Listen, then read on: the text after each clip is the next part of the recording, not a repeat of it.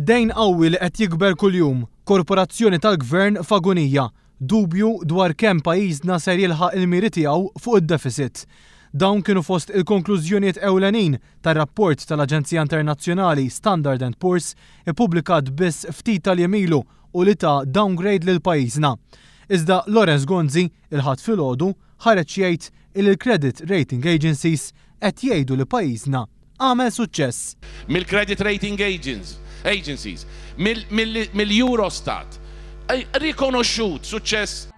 Peress li r-rapporti tal-Aġenzija Internazzjonali fi kliem il-Prim Ministru qed jikkonfermaw is-suċċess ta' pajjiżna, jgħid li jekk jerġa' jkun fil-Gvern ser jerġa' jagħmel l-istess. Xi trid tbiddel?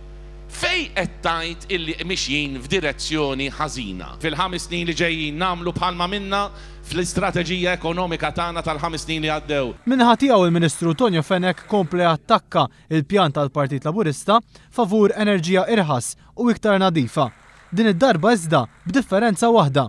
Wara li fl-aħħar ġranet il-mexxej Laburista Joseph Muscat żvela kif hemm ħafna kumpaniji fosthom Ġermaniżi li jidħlu fi ftehim ta' 10 snin għax-xiri tal-gass, il-ħadd filgħodu Tonio Fenech issa ammetta li dan it-tip ta' ftehim wara kollox jista' jsir. Partit Nazzjonalista qatt ma qal li kuntratti ta' 10 snin jew ta' 25 sena ma jsirux. Intant fl-attività domina t-ton negattiv tal-esponenti nazzjonalisti b'Mario De Marco jgħid illi Joseph Muscat ma jefhem xejn.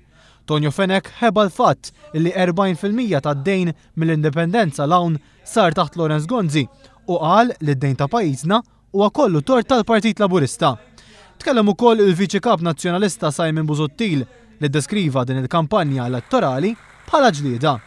Aħna se niġġieldu din il-ġlieda biex nirpuha. Aħna meta naraw tela idduha first.